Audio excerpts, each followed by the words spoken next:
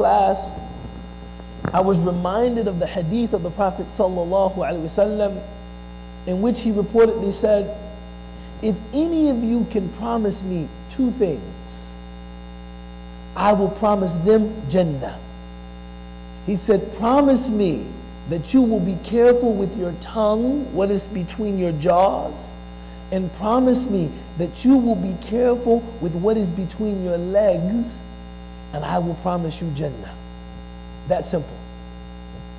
Many of the ulama, they say, it is usually when a person is led to destruction, when a person is ruined, the source of that ruination is usually the tongue or the genitals. And the Prophet ﷺ offered for us the most expedient, the most accessible means of controlling oneself is to get married. Our tradition is a tradition that esteems marriage. The Prophet ﷺ, he said, La ruhbaniyata fil Islam, that there is no monasticism in Islam, right? There's this hadith in Sahih al-Bukhari of these three people. They came to Sayyidah Aisha radiyallahu anha, and one of them said, I'm going to fast every day, and I'm never going to be muftir. I'm never going to break my fast. And another one of them said, I'm going to pray all night from Isha to Subh, and I'm never going to sleep at night. And another one said, I'm never going to get married. My sense of propriety, my sense of devotion does not permit marriage. I'm too committed for that. I'm too devout for that. Aisha radiallahu anha informed the Prophet sallallahu alaihi wasallam about these individuals, and he reportedly said, Man haula, who are these people? فَمَنْ رَغِبَ عَنْ سُنَّتِي فَهُوَ لَيْسَ مِنِّي. Whoever wants something other than my sunnah is not from me. He said, some days I eat and some days I fast. Sometimes at night I pray and sometimes I sleep. And I love marriage. So anyone that is thinking about him or herself in the context of prophetic practice should be thinking about marriage. You know, one of the great travesties of our community is that we still tend to treat, I want to say this delicately because I know we have some young people present, but people that have a natural, you know, we say ghariza, a natural instinct toward romantic involvement with the opposite gender. We still treat this like this is somehow taboo, like this is aib. For someone to simply be interested in marriage, this is somehow aib. Wallahi, there's a hadith of the Prophet ﷺ in which he said, and he was speaking particularly to fathers.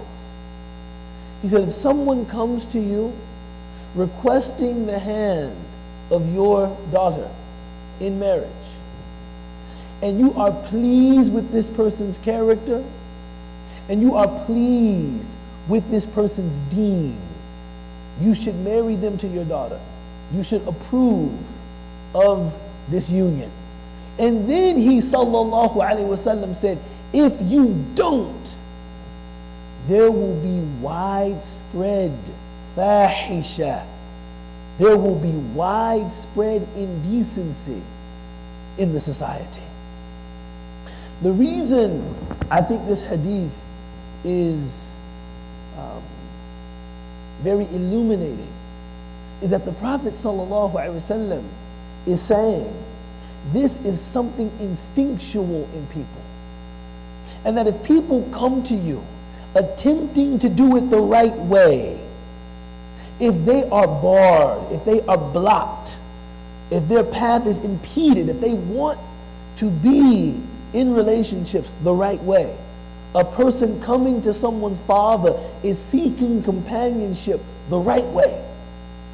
The Prophet ﷺ said, if that person is unable to find companionship the right way, they will eventually do it the wrong way.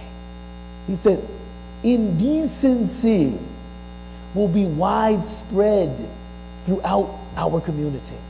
So this is something, when you talk about الَّذِينَ هُمْ لِلْفُرُوجِهِمْ حَافِظُونَ, those who are preserving themselves from indecency, one cannot preserve himself. Now, I want to stop before I say something wrong. I do recognize that some people are never going to get married. Maybe it just isn't written for them. So I don't want to make it sound as if being prevented from marriage is somehow licensed to do something haram. No. But if one is thinking of how he or she should access this part of who they are, this is the word ghariza in Arabic refers to a natural proclivity, something people naturally incline toward. It's a natural proclivity.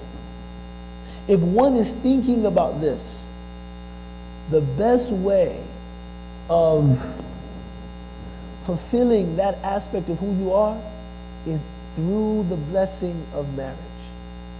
The Prophet ﷺ, particularly counseling young men, but I think this advice is equally relevant to young women. He said, those of you who can should marry. And those of you who cannot, عليكم بالصيام, عليكم بالصوم, أو كما قال صلى الله عليه وسلم, you should make fasting a regular practice.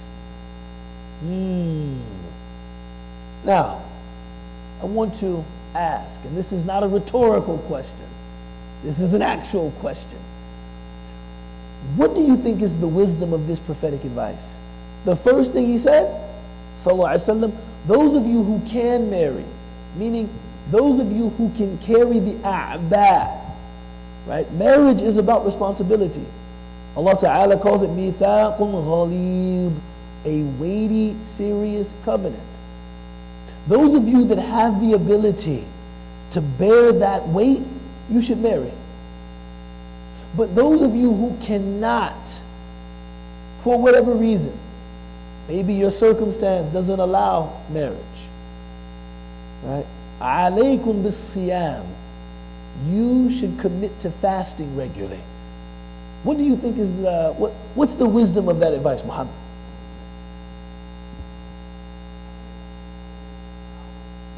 Exactly.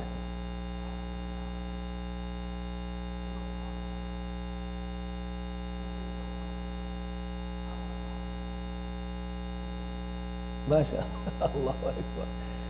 Muhammad said fasting is not easy, and he says maybe someone will fast so much that they'll get tired of it and say, okay, I'm ready to get married, I'm tired of fasting.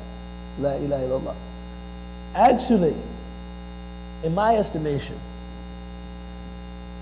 hunger is our primary human urge. Our most primal urge is hunger and thirst. These are things that occur within the viscera. Everybody uses the word visceral, but very few people know where the word comes from. The viscera is the cavity of the body, this part of you right here. And when we describe something as visceral, we mean something that is either pre-rational or not rational. Hunger is not rational. Do you have to sit down and rationalize yourself into hunger? Man, I haven't eaten in like 8 hours, and food is what I use for nourishment, so yeah, I think I'm hungry. It doesn't happen like that. It's something that you feel in an instinctual way. I'm hungry. Lust occurs in the same way. Lust is something an individual feels in a visceral way. And the Prophet ﷺ is telling you, if you can learn to control the primal urge of hunger, then you can learn to control the primal urge of lust. You see, this is the connection between the two. That if a person can exercise discipline with regard to how they exercise the natural desire of hunger, then they will be able to practice discipline in how they control or exercise the natural desire of lust. But beyond those two, the Prophet ﷺ has only given us general advice. Ittaqullah haythuma kuntum. Fear God wherever you are. I'll say that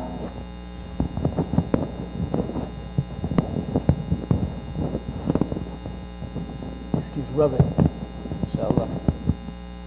I'll say that in addition to fasting, if one wants to protect him or herself from falling into an illicit relationship, protecting the eyes is of paramount importance. Allah subhanahu wa ta'ala says, La taqrabu zina. This is the only, this phrasing is unique in the Quran. For everything else that is haram, Allah subhanahu wa ta'ala will simply say, La taf'al, don't do it. Don't eat this. Don't consume this in terms of riba. Don't eat this. Don't consume usury. Don't eat pork. Don't take the wealth of an orphan, malul yatim. But only with regard to illicit, intimate relationships does Allah Ta'ala say, La taqrabu zina. Don't even come close to it.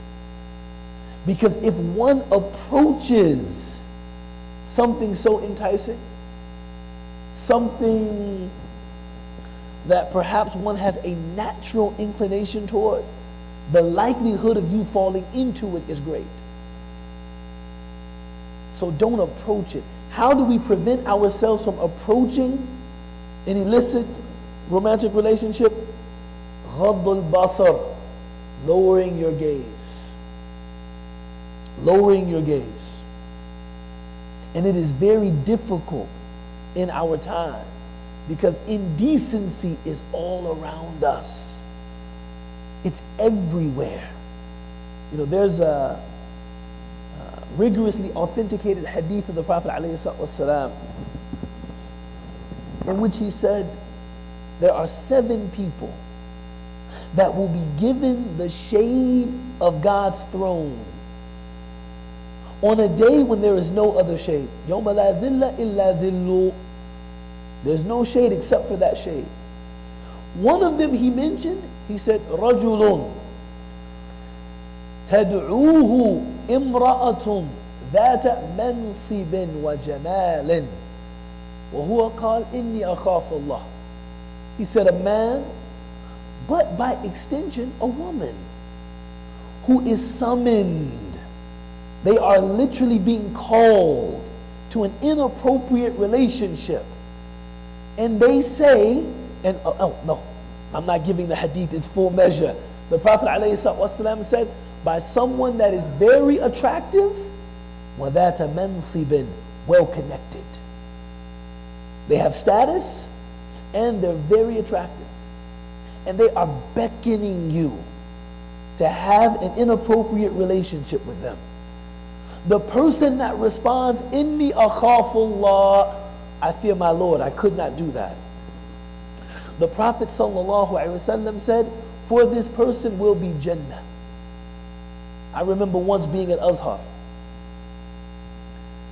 when I was a student there.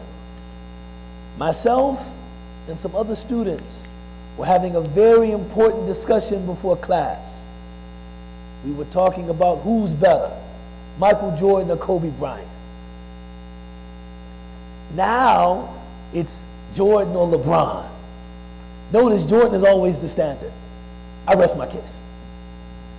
But who's better? Back then it was Jordan or Kobe Bryant.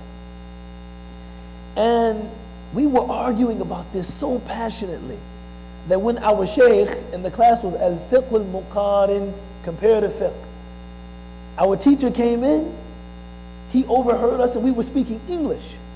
And he said, "Man Kobe." He just said, "Who is Kobe?" Well, of course, this is an Egyptian Shaykh. He's never heard of Kobe Bryant. Somebody tried to, I don't know what this guy was trying to do, but he said Kobe Bryant is an athlete, la'ib, كرة السلة زنا. He's an athlete, a basketball player who committed zina, who committed adultery. And I was like, but we were just talking about basketball. Why do you have to put that in? I mean, the stuff I've heard about Jordan, that's a whole other story. But anyway, he said Kobe Bryant is an athlete that committed zina. This is when the whole thing was going on with Kobe and his wife, and he apologized and he bought her the ring, and all of that stuff was going on. I'll never forget what the Shaykh said. The Shaykh said, this man is an athlete, presumably, lil mafrood, presumably rich, famous, sought after. Said, right. He said, you don't know the level of temptation that he encounters on a regular basis. He said, haven't you heard the hadith of the Prophet sallallahu alaihi wasallam? A person that is called to have an inappropriate relationship, who responds, Inni akhafullah, I fear my Lord. He said, you know why that person is given the shade of God's throne? We're looking at each other. He said, because resisting that temptation is something hard to do.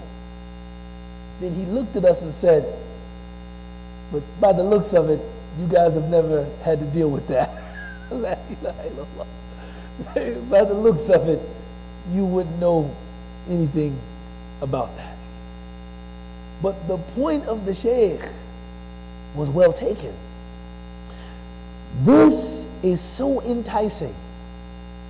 This is so tempting and attractive that if a person can resist this temptation, they will be given the shade of God's throne on Yawm al-Qiyamah. Need I say more? This is a serious thing. This is a serious display of devotion, of commitment.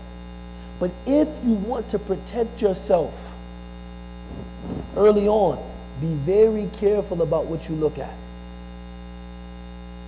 Now,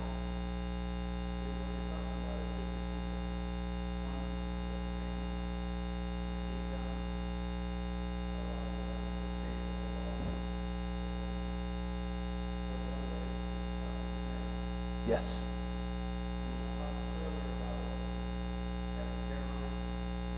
Yes.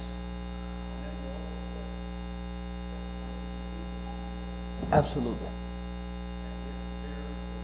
The weight of marriage. Absolutely.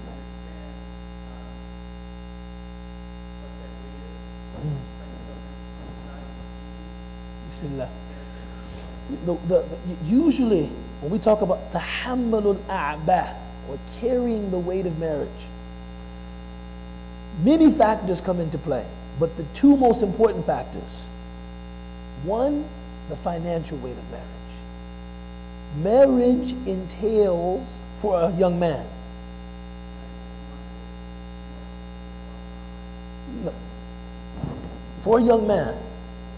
being able to provide a suitable mahar. And I realize, I feel like I'm coming in on a household discussion here. MashaAllah. MashaAllah. This is what we're here for. Being able to provide a suitable mahar is important. Mahar is a premarital gift that the groom-to-be offers to the bride-to-be. This is a mahar. Sometimes it's translated as dowry, right?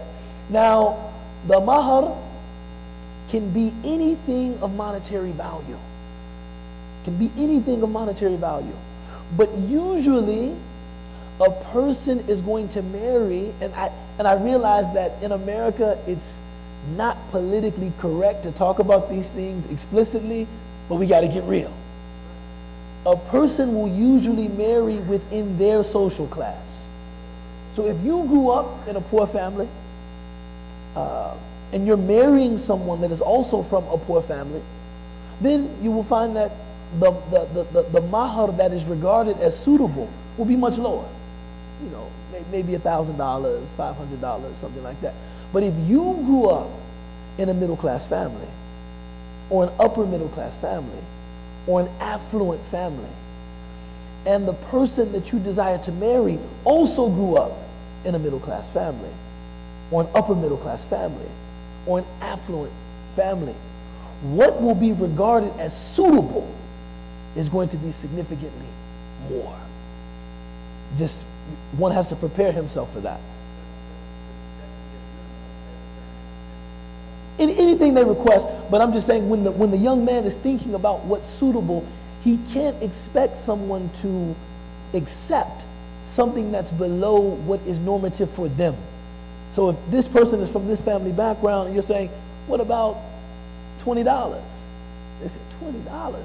That's a disrespect to me. So what about $1,000? $1,000? Are you kidding me?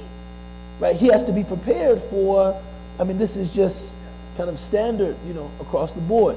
In addition to a mahar, he must be able to provide bayt az-zawaj, a home, right? A home that the family will live in, that the couple will live in, food and clothing. And those things must be provided at a level deemed acceptable. Right? It doesn't have to be extravagant. It doesn't have to be luxurious, but it should be something that the bride's family deems acceptable. And a lot of this will be based on their own social backgrounds. But they, okay, that's fine. I would say as a second, those are kind of the financial obligations of marriage. But also, and you know, I have 2 daughters myself, so Ameen Ya Rabbal Alameen. I need some character references too. I need some character references. I need to know, you know, I need to know not only who you are, but I need to know who has played an active role in raising you as a man. Take me to your father, or your older brother, or your uncle, or your community members, or your coaches. I need to know what kind of men have shaped you, because I want to know about your character. Now, that being said, I don't want to get in any trouble with dad. That being said, I think we are living in a time in which if I knew a young man was capable, I believed in him. And he said, listen, sir, right now I'm completing my degree, whether an undergraduate degree, professional degree, and although I cannot provide everything right now,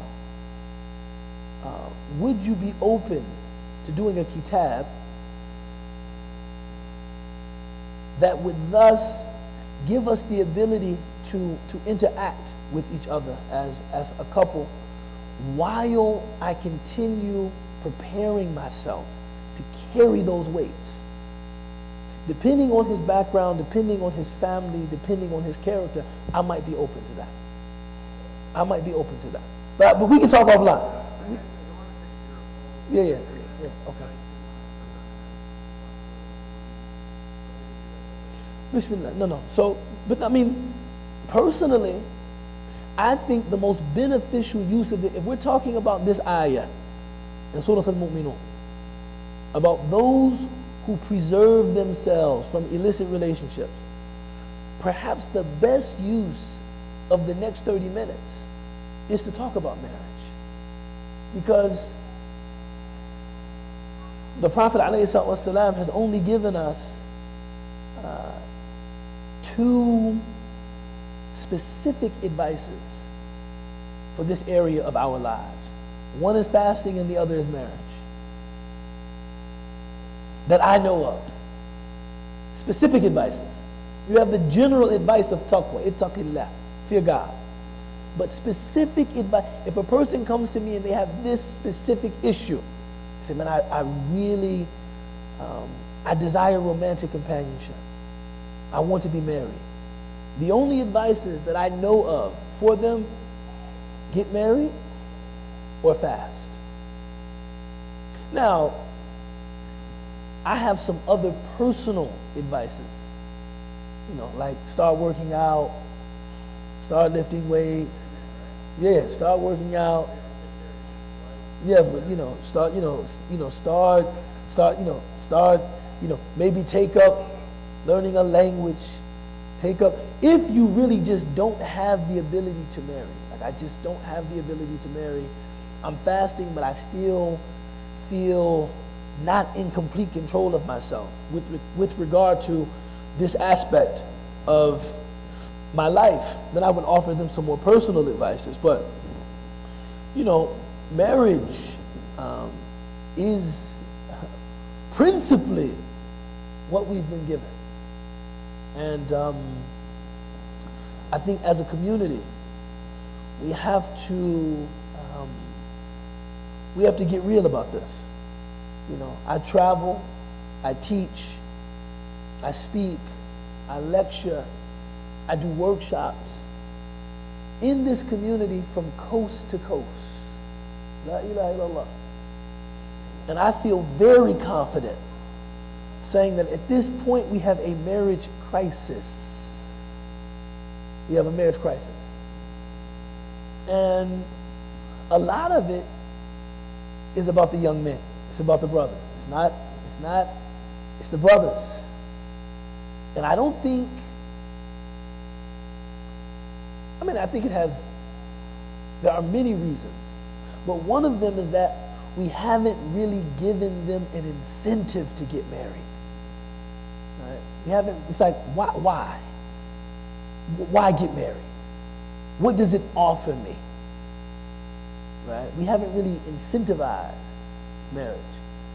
The most we talk about is don't fall into sin, don't do haram, don't go to hell. Which, this is the masjid. That's important. You know what I'm saying? But in terms of personal development, in terms of companionship, in terms of friendship, in terms of even a spiritual benefit, advantage to being committed to another person in that way, I don't think we've even really scratched the surface of that. So if you guys want to, we can have an open Q&A and we can start with my brother. Bismillah. Bismillah, I think it would be a good use of our time. Yes.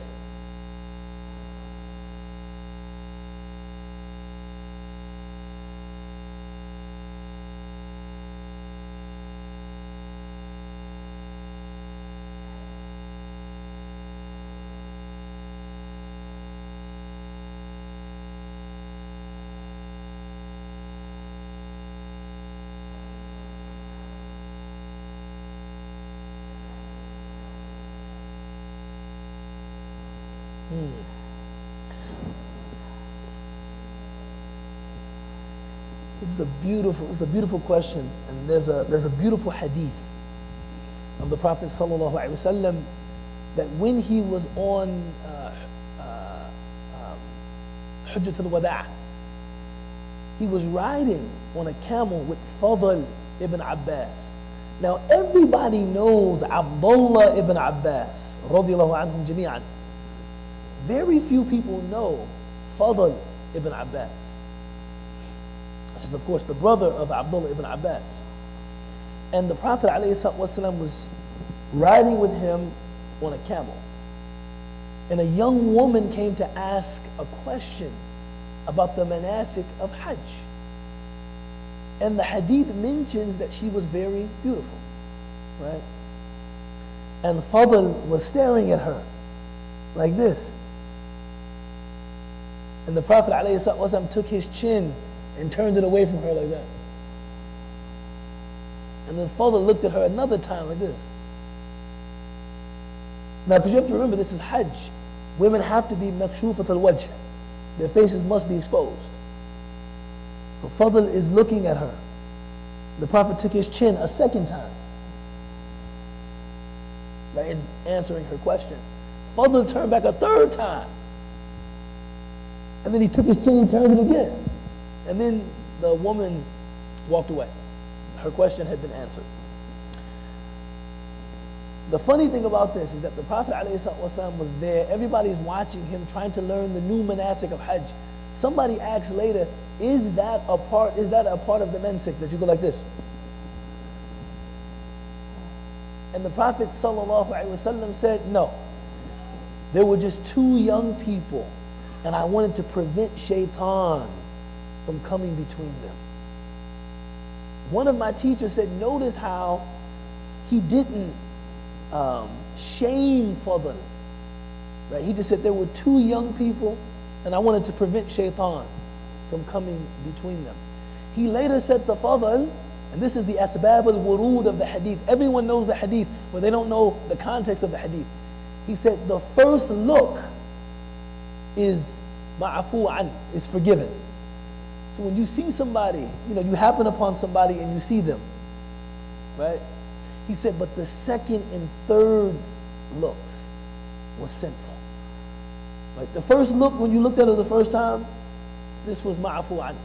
This is okay. The second look was impermissible, and the third look was impermissible. Many scholars say that looking with istimta', looking with amorous intent or desire, this is what is impermissible. But if one respects boundaries, but you notice someone who is attractive to you, and from that point you attempt to engage them, or attempt to engage someone who knows them, this is your haqq. You're well within your right. I personally think that ghadd al-basr in our time is much more art than it is science. Right? Knowing, because we work in co-ed spaces, we go to school in co-ed spaces, we shop in co-ed spaces. This is not real. Right? This isn't real. We see members of the opposite gender all the time. Knowing how to engage respectfully, keeping distance, but not seeming weird or alien, is something all of us have to practice regularly, right? Knowing how much eye contact is enough, how much eye contact is too much. And I don't think being performative, like the brothers who come to the masjid, oh my God, those sisters, I can see their feet, I can hear their voices, astaghfirullah wa atubu ilayh. And the same guy goes to work, hi Donna, hi Susan, how are you? This is worthless. This is worthless.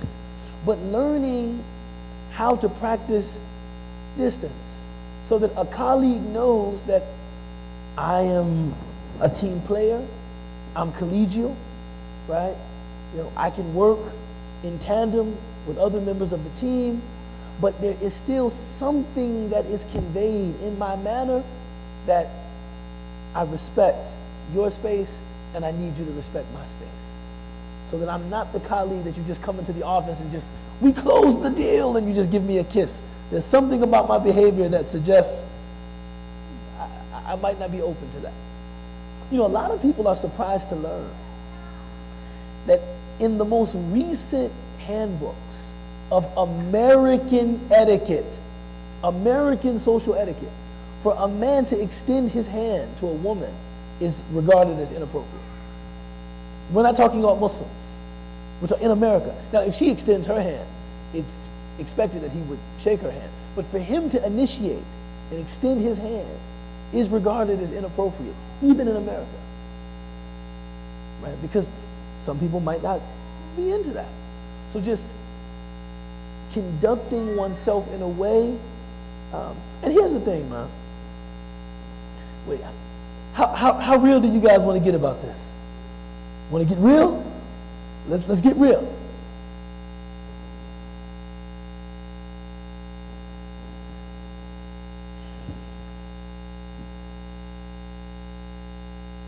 The reason why we maintain these adab, even just these little flowers right here. What is that? You know what I'm saying? But why do we maintain these adab? Is because we recognize that men and women have a natural attraction to one another. And if we're not intentional about respecting space, things can happen inadvertently. Not that anyone is making an intention. This is something that Allah Ta'ala has placed between men and women. So we have to be intentional about the opposite. I'm intentional about conveying just some distance, right? And when you see someone who does it really well, just watch them. Sometimes it's hand positioning. Like if you talk to somebody with your hands behind your back, this sometimes conveys a distance that I'm not, right? You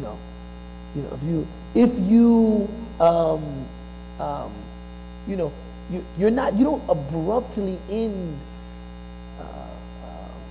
cordial conversations, but you have kind of a timer.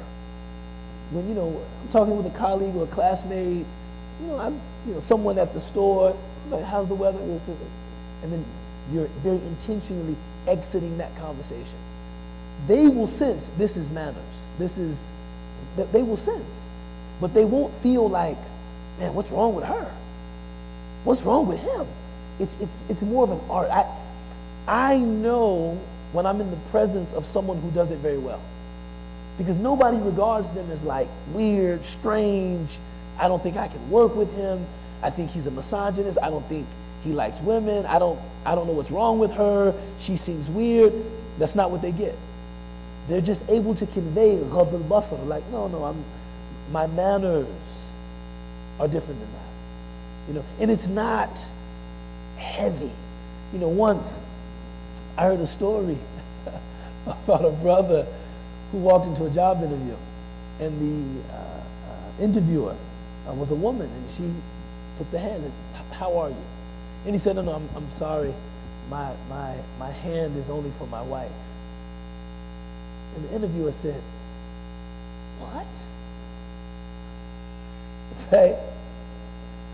What? And then she said, that is one of the most beautiful things I've ever heard in my life. He got that job, right? Well, he was a very personable guy, but he was able to just, there's an art to this. Oh, I'm sorry, right? I think learning how to be effective, in whatever field of endeavor you work in, working with people of the opposite gender, but also learning how to convey that respectful distance. It's just an art. And if you see someone who does it well, and I mean someone they're succeeding, like they work at the firm, they're succeeding, they're at school, they have good relationships with their professors, with their classmates, but they're still very much rooted in a sense of propriety and etiquette. Just watch them. I know it when I see it. Someone who does, and I know when I see the extremes, when I see people that are like, yeah, you're definitely not going to get the job. Comes in, yeah, how are you? My name is Ubaydullah Evans. I'm very, very happy to be here. I'm really excited for this interview. No, you're not going to get the job. You just seem, that seems too performative. It seems weird, right? But knowing how to convey distance, but still be effective, it's an art. It's an art. So I wish I had a more precise answer, but it's an art. It's an art. Yes?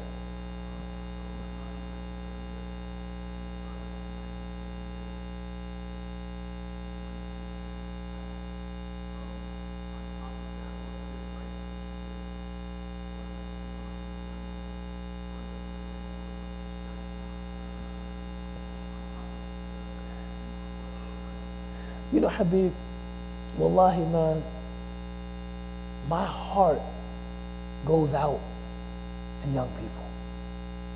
You know,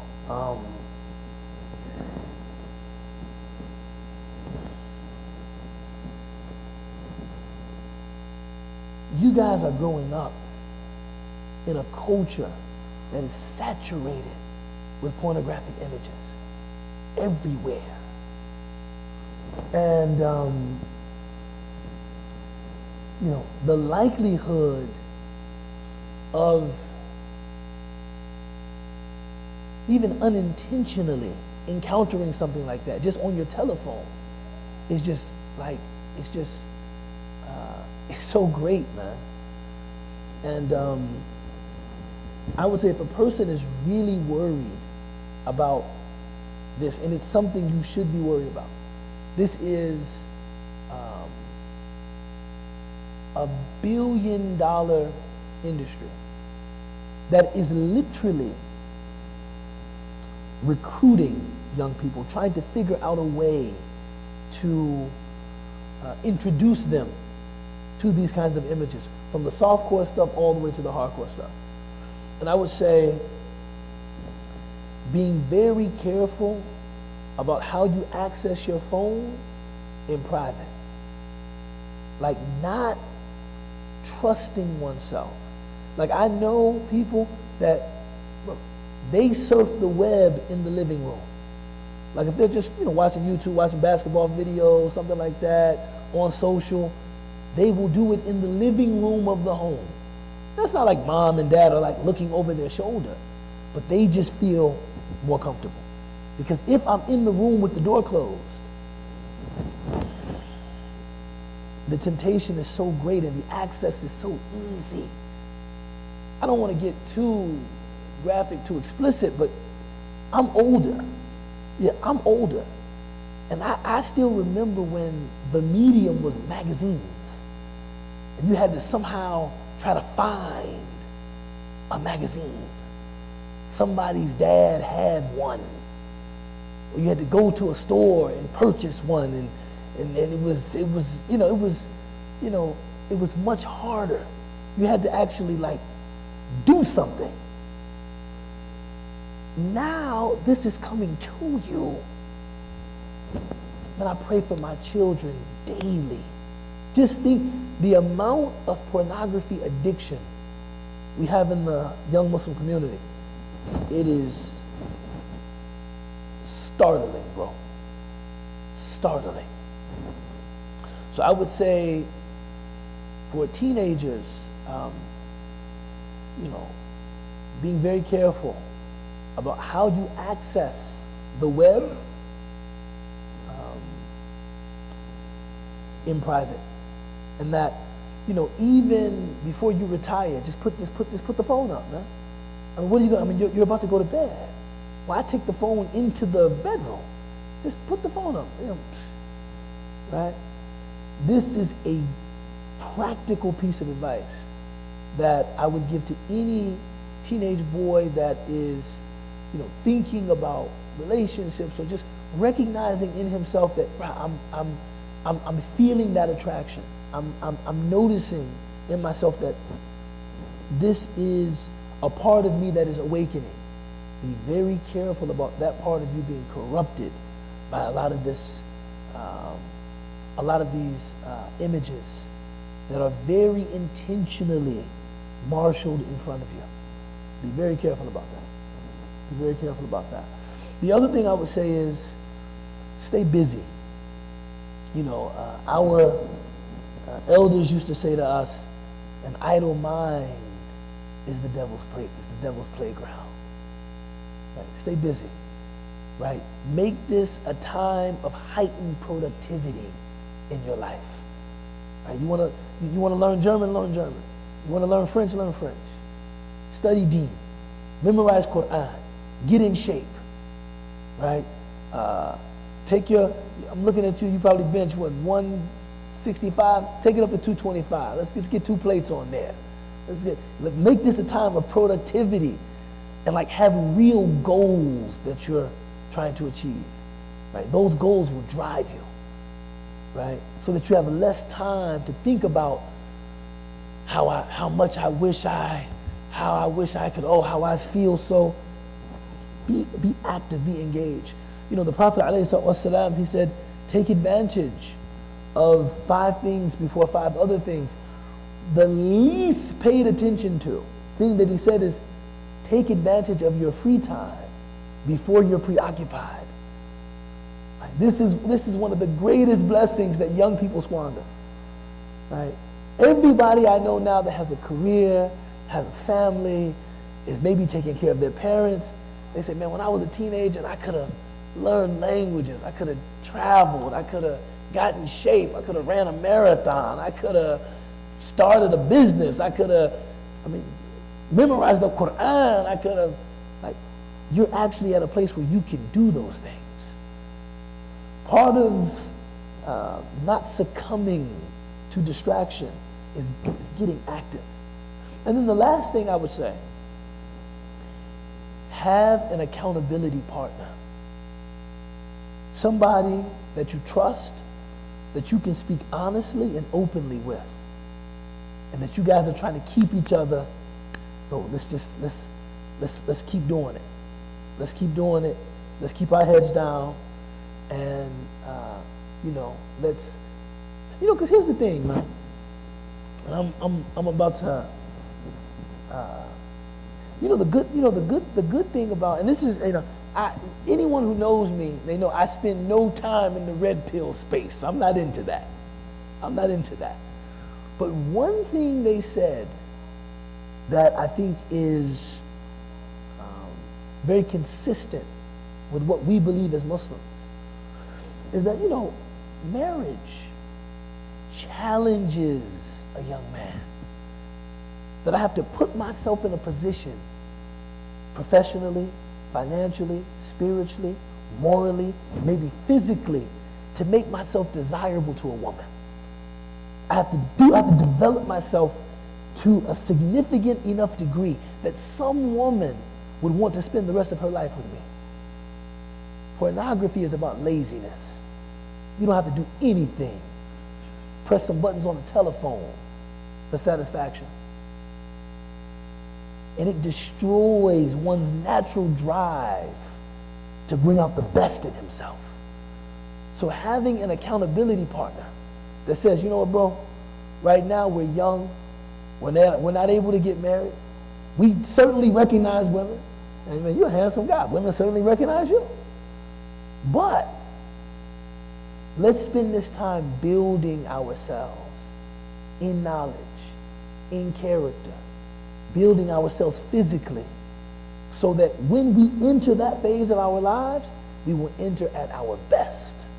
That's an accountability partner. But let's get ourselves together so that when marriage comes onto the horizon, we'll be ready. Right? We'll be at our best spiritually, physically, professionally. We'll be ready. Right? I think having a person like that is important. Because, I can talk to you offline, but some of the mistakes that young men fall into, you really hurt your candidacy. Right? You hurt. You can really negatively or adversely impact your ability to be a man that a father would trust to marry his daughter to. Right? But you want to be somebody of shining, exemplary character that, any father, any woman herself would look at and think. And part of that is you have to develop yourself, man. You have to accept that challenge. Right? So having an accountability partner is very important. other? We stop at 8, right? Shaykh Tariq is usually managing the time. Any other questions, particularly maybe from the sister side?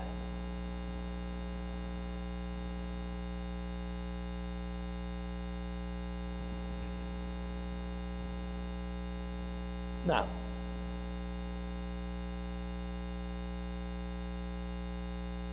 can you say that once more?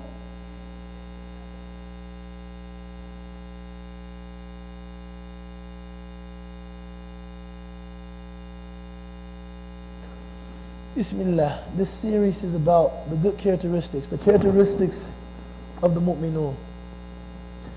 I would say that suhbah, good companionship, is to my mind the easiest and most effective way to acquire any traits, good or bad. If you want to attain certain characteristics, placing yourself in proximity to those that embody those characteristics is the most effective thing that you can do. We have an amazing propensity, ability to be influenced by each other. It's just ala kurhin. Even if you don't want to be influenced by people you spend time with, you will be influenced by them. So I would say, المرء على دين خليل فلينظر أحدكم من يخالل. A person is on the religion of their dear friend. So be very careful about who you befriend. So looking at these characteristics mentioned in mu'minun, I would say try to intentionally choose friends, associates,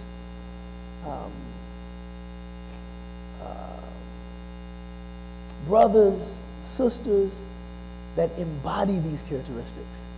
And you all will help each other. And it's not that anyone is perfect. It's not that anyone is perfect.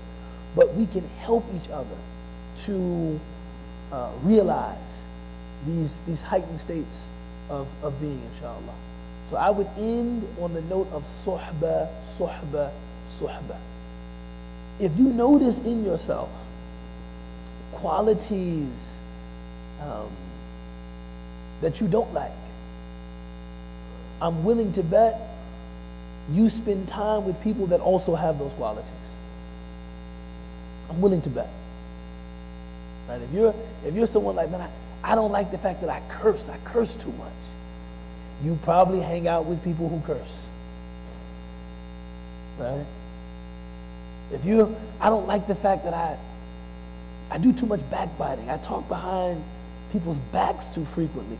You probably hang out with people who backbite. I don't like how cheap I am. You probably hang out with people that are cheap. You guys go to the restaurant and he's pushing the bill like Simon, he's pushing it to you, you're pushing it to him, So, suhbah. That would be my parting advice. Bismillahir Rahmanir Rahim. Wal Asr. Inna al-insana lafi khusr. إلا الذين آمنوا وعملوا الصالحات وتواصوا بالحق وتواصوا بالصبر سبحان ربك رب العزة عما يصفون والسلام على المرسلين والحمد لله رب العالمين جزاكم الله كل خير إن شاء الله.